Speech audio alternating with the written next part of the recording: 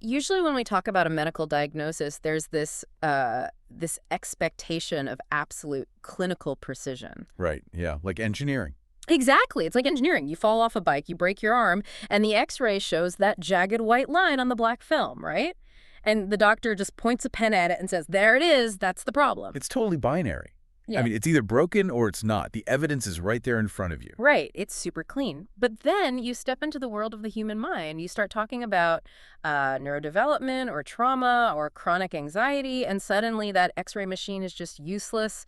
We're looking at a diagnostic landscape that is, well, it's murky. Oh, incredibly murky. Yeah. But what if the ancient biblical command to renew your mind isn't just some lovely poetic spiritual metaphor? What if it is actually a precise neurobiological blueprint for literally rewiring the physical architecture of your brain? It's a profound question. I mean, it is the absolute definition of diagnostic muddy waters when we look at mental health. But, the fog is finally lifting. Think about it. For centuries, it felt like science and faith were describing two completely different minds. Right, like they were in two different universes. Exactly. The scientific mind was all synapses, neurotransmitters, and electrical impulses. And the spiritual mind was all soul, morality, and abstract thought. But the massive stack of sources we are diving into today proves they are describing the exact same human brain, just from two different vantage points. And what a stack of sources it is. We are pulling from clinical cognitive behavioral therapy frameworks, the groundbreaking depression recovery research of Dr. Neil Nedley, cutting-edge neuroscience on memory and neuroplasticity, and some incredibly deep Greek exegesis of ancient biblical texts. Yeah, it's a lot of ground to cover. It is, but the mission here for this deep dive is to really understand the actual mechanics of how our minds work. Like, why do we get stuck in toxic loops like anxiety or shame? And how does synthesizing modern science and biblical theology give us a highly practical system for total mental renovation? Because the overarching theme of all this research, the thing you really need to take away, is that you aren't just stuck the way you are. The brain is not a static organ. I like to think of it like a smartphone that is running corrupted software. When the operating system itself is infected with glitches, say chronic anxiety, depression, or deep-seated anger, you can't just delete the bad apps, Yeah, you can't just swipe away a bad habit. Right, you can't force quit a panic attack. You actually have to rewrite the operating system from the ground up. To rewrite that operating system, though, we first have to really understand the biological hardware where this battle is being fought. And Dr. Neil Nedley's central thesis provides a perfect starting point. Which is fascinating, by the way. Oh, it's incredible. Backed by extensive clinical data, he argues that the human mind is essentially a battleground between two primary neurological systems. On one side, you have the prefrontal cortex, or the PFC. The PFC, so that's the area right behind your forehead, right? Precisely. The PFC is the higher mode of the brain. Anatomically, it's the most evolved part of the human brain. Dr. Nedley describes it as the seat of spirituality, morality, willpower, judgment, empathy, and the conscience. So it's where we do the heavy lifting. Exactly. It is the biological center of abstract reasoning. So if you are weighing the long-term consequences of a decision or feeling deep empathy for a friend or, say, delaying immediate gratification for a future goal, that is your PFC firing. It is the executive control center. Okay, so the PFC is the CEO of the brain. It's sitting behind the big mahogany desk making the careful, long-term moral decisions. But obviously the CDO isn't always in charge because I've definitely eaten half a cake at midnight when my CEO clearly told me not to. We've all been there. Right. So what's the other side of the battlefield? The other side is the limbic system, specifically focusing on the amygdala and its related structures. This is the lower mode. It is the emotional, reactive, instinct-driven, threat-based center of the brain. It's the primal stuff. Yeah, it's ancient from an evolutionary standpoint. When you feel a sudden spike of primal fear or an overwhelming craving for that midnight cake or a sudden flash of road rage, that is the limbic system firing. It doesn't care about tomorrow. It cares about survival, comfort, and threat evasion right now. I see. So what does this dynamic look like for someone listening who struggles with, say, chronic anxiety or severe depression? Like, what is actually happening in their hardware? They are likely experiencing what is known clinically as an amygdala hijack. An amygdala hijack. Yeah. When a person experiences severe trauma, chronic anxiety, or addiction, the emotional brain, the limbic system, literally overrides the rational brain. The biological hardware becomes impaired. And Dr. Nedley's clinical data here is staggering. What did he find? when they mapped the brains of depressed patients using functional imaging. Virtually every severely depressed patient shows an approximate 40% decrease in blood circulation and electrical activity in the frontal lobe. Wait, hold on. 40%. That's almost half of their executive function just offline. Offline, completely. The hardware is physically starved of resources. Blood flow is shunted away from the prefrontal cortex and redirected to the limbic system Wow. because the brain is treating emotional pain like an active physical threat. It's preparing for fight or flight, so it shuts down the CEO because, frankly, you don't need abstract moral reasoning if you are running from a tiger. Right, you just need to run. Exactly. The problem is there is no tiger. It's just modern life. So the CEO is essentially locked in a closet while the limbic fire alarm is blaring constantly. That's a very accurate way to visualize it. But I want to emphasize something from Nedley's research that might surprise you. It's not just severe trauma or clinical depression that suppresses the frontal lobe. His research on entertainment television is incredibly revealing. Oh, I was reading this part. Yeah, they found that frontal lobe suppression begins within just 90 seconds of watching standard entertainment TV. Okay, I have to push back on that because my instinct tells me that sounds a bit, alarmist. You're saying sitting down to watch a sitcom causes brain suppression in a minute and a half. How does that even work biologically? I know it sounds extreme, but it has to do with brain waves and dopamine. When you are reading a book or engaging in a deep conversation, your brain is producing beta waves. These are active, engaged, analytical frequencies. Okay, beta waves. Got it. But television, with its rapid scene changes, artificial lighting, and passive narrative delivery, it shifts the brain into producing alpha waves. It puts the brain into a mild, hypnotic state. A hypnotic state. Yeah, literally. The glowing screen delivers a steady, low-effort drip of dopamine. Because the medium does all the imagining for you, it completely bypasses the critical, analytical prefrontal cortex and directly feeds the emotional limbic system. Passive absorption replaces active critical processing. Wow. So I'm sitting there thinking, I'm just relaxing after a long day, but neurologically, I'm dimming the lights in the executive office and handing the keys over to the emotional reaction center. Exactly. And healthy mental and spiritual function fundamentally requires the CEO, the PSC, to be dominant. Yeah. When you look at the biblical fruit of the Spirit mentioned in Galatians, things like self-control, patience, peace, gentleness. Right, the classic list. Yeah. These aren't just abstract, ethereal concepts floating in the ether. They are measurable, observable functions of a healthy, dominant, highly active prefrontal cortex. You cannot exhibit self-control if your limbic system is running the show. Okay, so the goal isn't to destroy the fire alarm. I mean, we need the fire alarm if there's an actual fire or if a car swerves into our lane. Well, absolutely. It keeps you alive. Right, so the goal is to get the CEO out of the closet, back behind the desk, and managing the company again. But if the fire alarm is already blaring and my executive function is starved of blood flow, how do I actually initiate that? Like, what's step one? It starts with the very first step of cognitive behavioral therapy, or CBT. And that step is called psychoeducation. Psychoeducation. Let's define that for the listener. It is the process of educating a patient about their own psychology.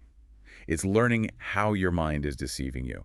For anyone listening who is battling mental health struggles, the absolute most vital thing to know is that depression, anxiety, and shame are not character flaws. That is so important to say. It really is. They are not signs of spiritual weakness or a lack of faith. They are diagnosable biological states accompanied by very specific cognitive distortions. This makes me think of Aaron Beck, the psychiatrist who is largely credited with developing cognitive therapy back in the 1960s. Yes, Beck's story is fascinating because he didn't set out to invent CBT at all. No, he was a Freudian. He was. He was actually a trained psychoanalyst at the University of Pennsylvania. At the time, the Freudian model was dominant. Freud believed that depression was essentially anger turned inward. And Beck wanted to conduct rigorous scientific research to prove Freud right, to legitimize psychoanalysis to the broader medical community. But the data didn't cooperate, did it? Not at all. As Beck listened to his depressed patients, he wasn't finding deep, repressed anger. Instead, he kept noticing that his patients were experiencing a constant parallel stream of what he called automatic negative thoughts. Automatic negative thoughts. Yes, these thoughts were popping up spontaneously, and the patients were accepting them as absolute truth without ever questioning them. And these thoughts fell into a specific pattern, didn't they? They did. Beck formulated what is now called the cognitive triad.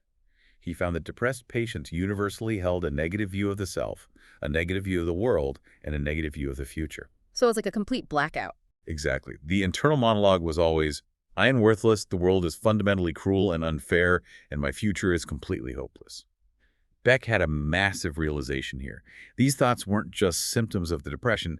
These thoughts were actually causing and maintaining the depression. Ah, so the software was bugged. Yes, and the constant running of that buggy code was crashing the whole system. So psychoeducation is stepping back and saying, wait, I am not my thoughts. My software has a bug. Which brings to mind the phrase, name it to tame it, from Dr. Matthew Lieberman at UCLA. I find his fMRI research so compelling because it puts hard biological data behind this idea of observing our own thoughts. Lieberman's study is a true cornerstone of modern neuroscience. He took subjects, put them inside an fMRI scanner, and showed them pictures of faces expressing strong emotions, like intense anger or fear. Just to trigger them. Right. Naturally, the subject's amygdalas lit up. The fire alarm went off. But then, he gave them a task.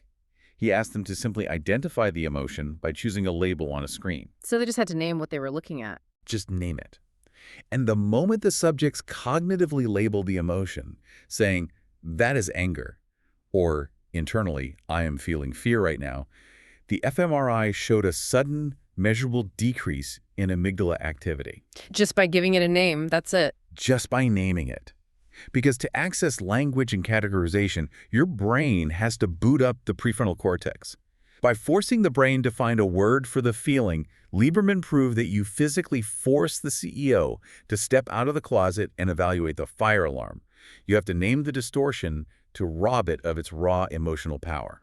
Which is completely counterintuitive to how most of us operate. I mean, usually we think the cure to a negative thought is just sheer willpower and positive thinking. We think, I'm feeling anxious, so I'm just going to force myself to stop thinking about being anxious. Which backfires terribly. Oh, totally. There's a huge flaw in that, which psychology illustrates beautifully. Let's use a different analogy instead of the usual cliche ones. Trying to suppress an anxious thought is like trying to hold a massive inflated beach ball underwater in a swimming pool. Oh, that's a great visual. Right. You're pushing down with all your strength. You might get it under the surface for a minute and you look super calm to everyone standing around the pool. But your arms are exhausting themselves. The pressure is building.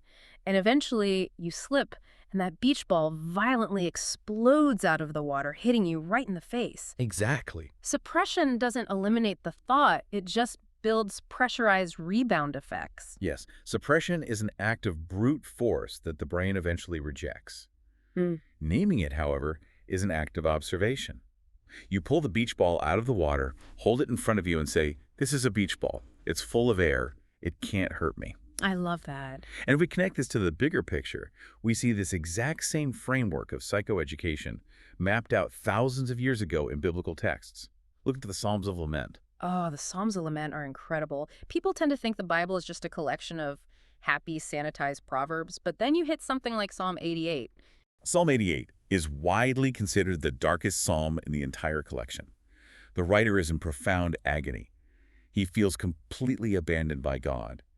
And what's astonishing is that the psalm doesn't end with a neat, tidy resolution. There's no happy bow on top. No, it doesn't end with a sudden burst of praise. The very last line is literally, darkness is my closest friend. It's just raw despair. But that's the point. The psalmists were practicing ancient psychoeducation.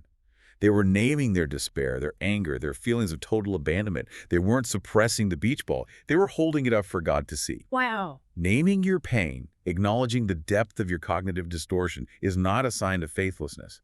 It is the absolute prerequisite for healing. We see this vividly in 1 Kings 19 with the prophet Elijah. Yes, this is one of the most profound case studies of depression in ancient literature. Let's set the stage for anyone who doesn't know it. Elijah has just experienced this massive, miraculous victory on Mount Carmel. Adrenaline is pumping. But then a death threat is issued against him by Queen Jezebel, and he completely crashes. The adrenaline wears off. Completely. He runs into the wilderness, sits under a broom tree, and enters a major depressive episode with severe suicidal ideation. He explicitly asks God to take his life. And look at how God responds to a man who is literally asking to die. It's breathtaking in its gentleness. God does not manifest in a whirlwind and give Elijah a theological rebuke. He doesn't tell him to pray harder or scold him for lacking faith after a miracle. No, he doesn't preach a sermon at him. Not at all.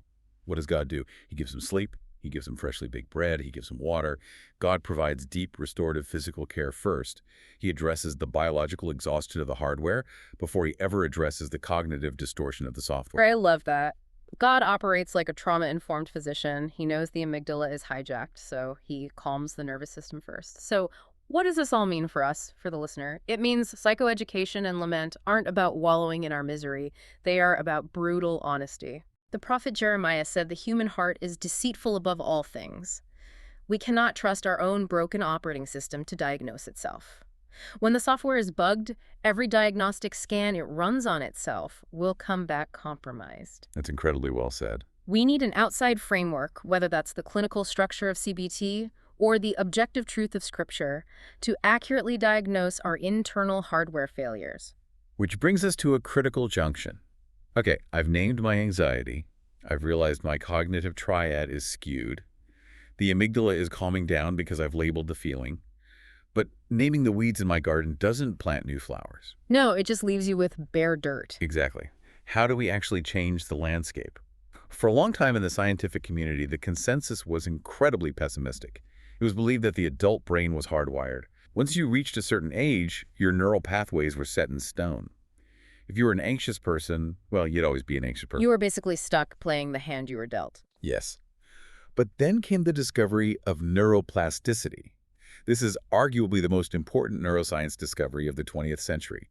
Neuroplasticity is the brain's lifelong, continuous capacity to reorganize itself, to physically form new neural connections in response to learning, experience, or following an injury. Which changes everything. It changes the entire paradigm. The foundational rule of this was proposed back in 1949 by a Canadian psychologist named Donald Hebb. Neurons that fire together wire together. That's the famous summary of Hebb's law.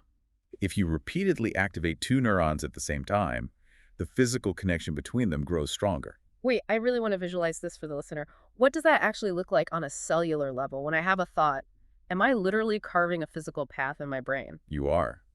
And the molecular writing of that memory, or habit, is a deeply complex process called long-term potentiation, or LTP. This was first discovered by Terje Lemo and Tim Bliss in 1973, and later expanded upon by Eric Kandel. Kandel won a Nobel Prize for that, didn't he? He did actually in 2000 for mapping out how memory works at the molecular level. We break down the dense biology of LTP because it is crucial to understand that your thoughts are physical events. Okay, I'm ready. Imagine two neurons side by side, separated by a tiny gap called a synapse. When you retrieve a thought, say, you start worrying about your finances, the first neuron, the presynaptic neuron, fires an electrical signal. This causes it to release a neurotransmitter called glutamate into the gap. Okay, so glutamate is the messenger swimming across the gap. Exactly. That glutamate crosses the synapse and binds to receptors on the second neuron. Now, there are specific receptors called NMDA receptors. Usually, these NMDA gates are closed, blocked by a single, stubborn magnesium ion. Like a cork in a bottle. Perfect analogy. A weak passing thought won't pop the cork. But if the signal is strong enough, or if you repeat the anxious thought over and over, the receiving neuron gets so depolarized that it forcefully kicks that magnesium ion out of the gate. The gate opens. The gate swings wide open, and when it does, calcium floods into the receiving neuron. This calcium influx is the magic trigger. It sets off a massive chemical cascade that actually travels all the way down to the nucleus of the neuron, alters gene expression, and synthesizes brand new proteins. Wait, actual proteins? Yes. These proteins travel back up to the synapse and physically build new receptors and stronger connections. You are literally constructing cellular tissue in real time. Your abstract thoughts are building biological architecture. That is absolutely mind-blowing. My thoughts aren't just invisible clouds floating in my head. They are microscopic construction workers laying down physical brick and mortar. Beautifully put. And the most famous example of this structural plasticity has to be the Eleanor Maguire study with the London taxi drivers. Yes, the University College London study. It perfectly illustrates how experience reshapes anatomy. To get a license to drive a black cab in London, you have to pass a grueling test called the knowledge. The knowledge sounds intense. Oh, it is. London is not on a grid system. It is a chaotic, ancient maze of 25,000 streets and thousands of landmarks. And they have to memorize all of it. No GPS allowed. No GPS. They spend years driving around on mopeds, building a mental map of the entire city. Dr. Maguire took these drivers, put them in an MRI machine, and compared their brains to a control group of regular citizens. What she found was that the posterior hippocampi of the taxi drivers, the specific brain region responsible for spatial memory and navigation, were physically measurably larger than the control groups. Their brains literally swelled to accommodate the information. Yes, and even more compelling, the longer they had been driving a cab, the larger that specific brain region was. The physical volume of their brain tissue expanded to meet the demands placed upon it. Which is incredible evidence, but as I was looking through our source material, I found an absolutely staggering historical fact. In 1888, a Christian author and health reformer named Ellen G. White wrote a book detailing the relationship between the mind and the body. I remember reading this in the notes. In it, she wrote this exact sentence. It is a law of the mind that it will narrow or expand to the dimensions of the things with which it becomes familiar. She essentially predicted Hebb's law of neuroplasticity and Eleanor Maguire's MRI findings 61 years before Donald Hebb published his theory and over a century before fMRI machines existed to prove it. It's a profound historical insight. Right. It suggests an innate understanding that the Creator designed the human brain not as a rigid machine, but as an adaptable, living ecosystem. But I have to push back here, or at least play devil's advocate for the listener. If my brain is highly plastic, that means I'm not stuck. That's the good news. But the bad news is, it also means my current toxic habits, my chronic anxiety, my late-night rumination, my shame spirals have been firing together for years. Been building up. Exactly. Every time I've panicked, I've flooded those NMDA receptors with calcium. I haven't just built a dirt path. I have carved massive, multi-lane physical superhighways of anxiety in my brain tissue. If that architecture is physically there, how do I demolish a neural superhighway? This raises an incredibly important question. Because the intuition is to attack the highway, to try and blow it up with willpower. But as we discussed with the beach ball analogy, suppression doesn't work. Right. You cannot unthink a thought, and you cannot easily unwire a deeply entrenched neural circuit just by wishing it away. The secret to neuroplasticity is that you don't demolish the old highway. You build a new pathway alongside it. So if I'm stuck on the anxiety highway, I have to take an exit and start paving a dirt road of peace right next to it. Precisely. In psychology, this is related to behavior substitution. You provide a new stimulus, a new thought pattern, a new habit. At first, the new dirt road is hard to travel. Your brain wants to take the path of least resistance, which is the massive anxiety superhighway. But every time you consciously choose the new pathway, you strengthen it through that long-term potentiation process. You open the NMDA gates on the new circuit. And what happens to the old highway? Does it just stay there forever? This is the beautiful part. Through a parallel biological process called long-term depression, and in neuroscience, depression here just means a weakening of the synaptic connection, not the mood disorder. The old pathway physically weakens from disuse. It weakens. Yeah, when neurons stop firing together, they begin to wire apart. The brain is highly efficient. It won't waste energy maintaining a superhighway nobody's driving on. The synapses actually shrink. The weeds grow over the old road while you pave the new one. Okay, so neuroscience gives us the mechanism. It tells us that the brain can be rewired. We have the proof in fMRI scans. But as we transition back to the theological side of our sources, it turns out that 2,000 years ago, the biblical writers provided the exact psychological blueprint for how to do it. They absolutely did. And the foundational text for this entire concept is found in the New Testament, Romans 12:2. The Apostle Paul wrote, "Do not be conformed to this world, but be transformed by the renewing of your mind." We really need to do a deep dive into the Greek exegesis here, because the specific words Paul uses are surgically precise. Let's start with the word for renewing. The original Greek word Paul uses is anakainosis. It's a compound word. It comes from ana, meaning back or again, and kainos, meaning new. But in ancient Greek, there were two primary words for new. Really? What was the other one? The other was neos, which meant new in time, like a newly manufactured car rolling off the assembly line. It's the same exact model, it's just recently made. But Paul doesn't use neos. He uses kainos. Kainos means new in quality. It means unprecedented. So it's not just a software patch for the old version of you, it's a whole new operating system. Exactly. As a qualitative renovation, you are becoming something entirely different in kind. And what's fascinating to linguists is that they believe Paul likely coined the word anakainosis himself. It does not exist in any known pre-Christian secular Greek literature. He literally had to invent a word to describe the sheer magnitude of the neurospiritual rewiring he was talking about. That's incredible. And then there's the word he uses for transformed, metamorpho. Yes, metamorphosis. It's the exact same root word we use in biology to describe a caterpillar turning into a butterfly. Think Yeah. about that process. A caterpillar doesn't just put on a set of wings like a costume. Right. It doesn't just glue them on. No, it dissolves into a cellular soup inside the chrysalis and completely reconstructs its biological makeup. Metamorpho is an inward fundamental change of nature that eventually alters the outward appearance and behavior. But here is my absolute favorite part from the research on Romans 12.2. It's the grammar. The command to be transformed is written as a present passive imperative. Now, I know grammar lessons can put people to sleep, but this one is life-changing. The passive voice is the key to everything here.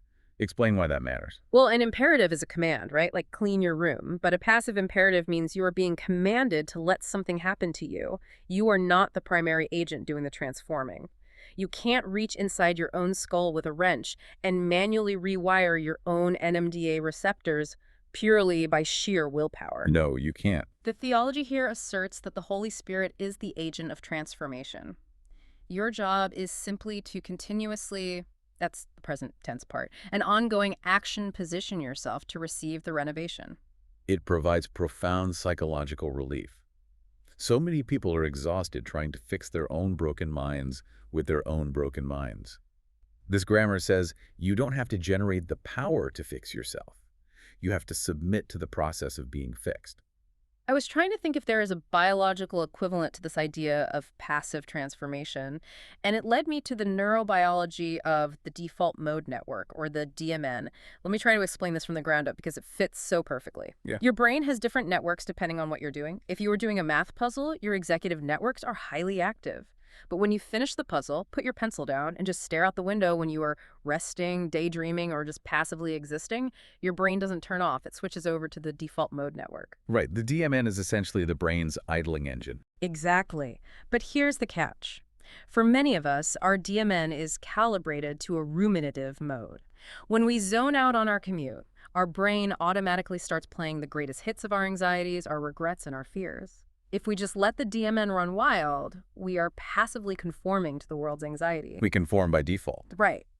But research shows that when people engage in deep contemplative practices, like meditating on scripture or practicing gratitude, the DMN actually shifts its baseline. It moves from a ruminative, anxious mode into a constructive, meaning-making mode. We are positioning our passive brain network to be transformed. That's a brilliant connection. If you leave the idling engine in the wrong gear, it's going to slowly drive you into the ditch while you aren't paying attention. But if you calibrate it correctly, it builds you up, even when you aren't actively trying. But I'm sure someone listening is thinking, okay, if God is the one doing the transforming and it's passive, do I just sit back on the couch, eat potato chips, and wait to get magically zapped with a better anxiety-free brain? No, absolutely not. And this is the beautiful tension of the clinical and spiritual life. God provides the power, the electricity, if you will, but you have to plug the cord into the outlet every single day. You provide the daily positioning. This aligns perfectly with the three-stage grammar of transformation we see in another one of Paul's letters, Ephesians chapter 4. Ah, the put off, be renewed, put on sequence. Yes. Paul breaks the metamorphosis down into three actionable steps. First, you put off the old self. In CBT terms, that's the deliberate rejection of the toxic thought or behavior. You identify the cognitive distortion and name it. Second, you be renewed in the spirit of your mind. Notice the passive voice again. That's the reception of truth, letting the brain physically rewire. And finally, you put on the new self. That's the active behavioral choice to walk down the new dirt road you are paving. So if our job is to position ourselves for this qualitative renovation, what are the actual daily mechanics of that? How do we plug the cord into the wall? Well, it turns out the Bible outlines a system that mirrors clinical cognitive behavioral therapy with shocking precision. It really is the original cognitive restructuring protocol. Let's look at 2 Corinthians 10.5. Paul writes about taking every thought captive to the obedience of Christ. The military language he uses here is absolutely vital. The Greek word for taking captive is akmalotizo. Yes. It is a very specific prisoner of war metaphor. It literally means to capture with a spear at spear point. Now notice what it doesn't say. It doesn't say kill every thought. That's an important distinction. It is. When a destructive thought enters your mind, I'm a massive failure, or my spouse is going to leave me, or this situation is hopeless, you don't execute the enemy soldier on the spot. That would be thought suppression. That's trying to hold the beach ball underwater. And we know the beach ball will explode back up. Right. Instead, you capture the thought. You take it prisoner, you stop it from running rampant through your limbic system, you interrogate it, you examine it, and you bring it under the authority of a higher truth. Which is exactly the three-step process of modern CBT. In clinical CBT, you identify the automatic negative thought. That's the capture. Then you examine it against the evidence. That's the interrogation. And then you replace it with an accurate, balanced thought. Identify, examine, replace. The sequence is identical. And the biblical text even gives us the ultimate objective evidence checklist for the examine phase. It's found in Philippians 4.8. Let me read that verse, because it's essentially the ultimate filter for the human mind. Finally, brethren, whatever is true, whatever is honorable, whatever is right, whatever is pure, whatever is lovely, whatever is of good repute, if there is any excellence, and if anything worthy of praise, dwell on these things. In neurobiological terms, that is top-down emotional regulation. You are using your prefrontal cortex, the CEO, to aggressively audit the spontaneous thoughts generated by your limbic system. I like to think of Philippians 4.8 like a bouncer at an incredibly exclusive VIP club. You can't just let every random, anxious, catastrophizing thought walk off the street and into the VIP section of your brain. When a thought walks up to the velvet rope, the bouncer steps in, stops them at spear point, and checks their ID against the list. Is this thought true? No, it's a catastrophic assumption about tomorrow. Is it pure? No, it's rooted in bitterness and resentment. If the thought doesn't have the right ID, the bouncer says, sorry, you don't get in. You don't get to occupy space on the dance floor of my mind. It's a fantastic analogy. And let's add the neuroscience layer to that bouncer. Every single time your bouncer turns away a negative thought and actively redirects your attention to something true and praiseworthy, you are physically altering your brain chemistry. You are lowering cortisol. You are reducing amygdala reactivity. Yeah. You are using your CEO to tell the fire alarm to turn off. But here's where I realized that biblical CBT is actually far superior to secular CBT. I was thinking about the replace step. In secular CBT, if I have the distorted thought, I am worthless, my therapist will tell me to replace it with a rational guess based on my own past performance. I have to say, well, I successfully completed a project at work last week, and my friend complimented me yesterday, so I guess the evidence shows I have some worth. It's a bit flimsy. Very flimsy. Frankly, my own self-assessment changes depending on how much sleep I got or what my mood is. You're right. Secular CBT relies on your own broken software to fix your broken software. The anchor point is entirely subjective. Exactly.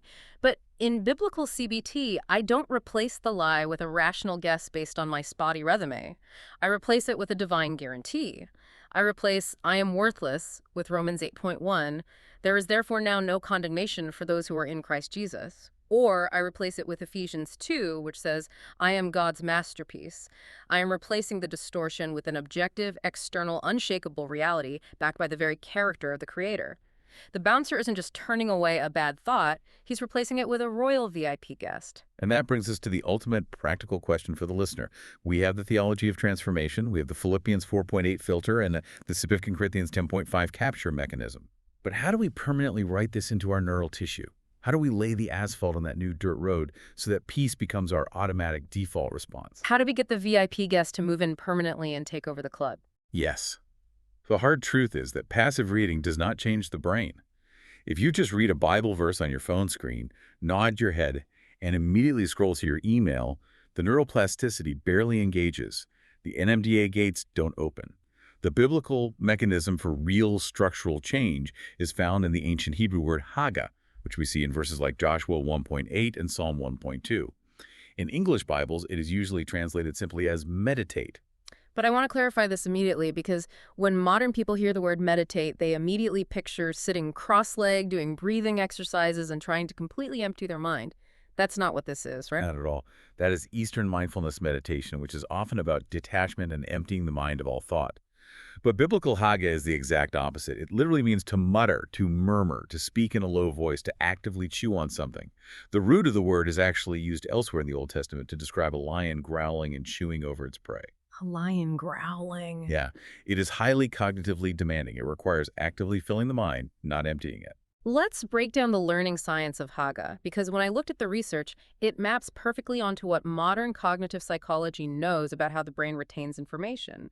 AGA is essentially multimodal, active recall-based, spaced retrieval. That is a lot of dense terminology. Let's unpack those terms so the listener can actually use them. Okay, let's start with multimodal encoding. When you speak a Bible verse or a core truth out loud, when you murmur or mutter it like Hega commands, you are forcing your brain to process the information through multiple sensory channels at once. You are using visual encoding if you read it off the page. You are using auditory encoding because your ears physically hear your own voice speaking the words.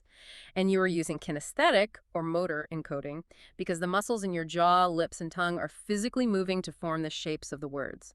You are creating three distinct retrieval pathways in your brain simultaneously instead of just one weak visual pathway.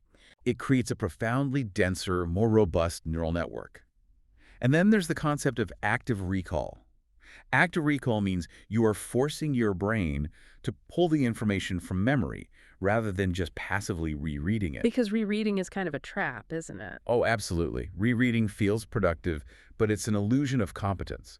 Every time you try to recite a verse and you struggle to remember the next word, your brain is sending a chemical emergency signal. It says, we need this information, it's important, keep this. And the final piece is spaced retrieval. It means doing this over time. Returning to the verse later that afternoon, then the next morning, then 3 days later. Each time you force your brain to retrieve it right as you are on the verge of forgetting it, you maximize that long-term potentiation we talked about earlier. You are paving the highway layer by layer. And we absolutely cannot talk about memory consolidation and neuroplasticity without talking about the ultimate biological tool for rewiring, which is sleep. Oh, this is one of my favorite topics. Matthew Walker's research at UC Berkeley on sleep and memory is just staggering. It really is. Walker's research demonstrates that sleep deprivation causes a massive 40% deficit in the brain's ability to form new memories.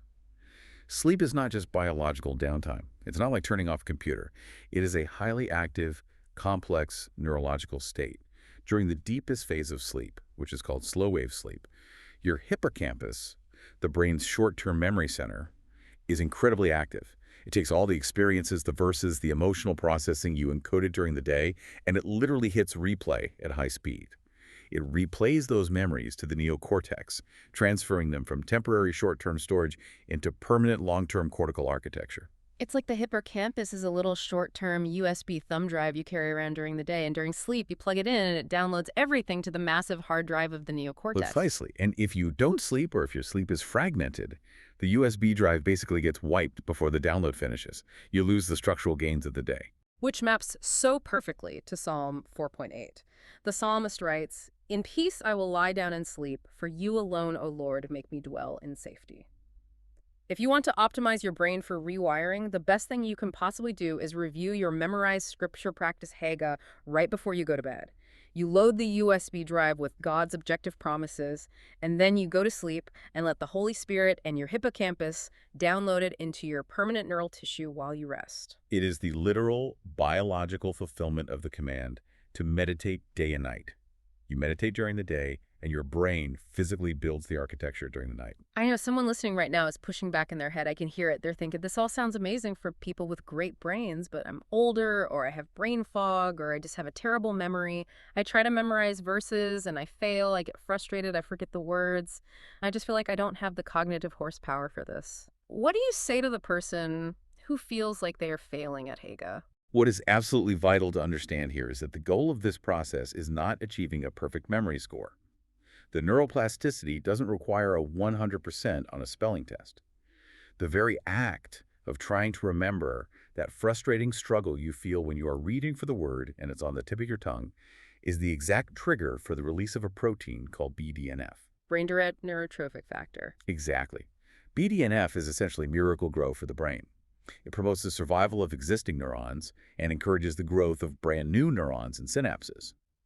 When you struggle to recall a verse, you are signaling your brain that a connection is missing, and the brain releases BDNF to build the bridge you need. The struggle isn't the sign of cognitive failure. The struggle is literally the physical mechanism growing the new neurons.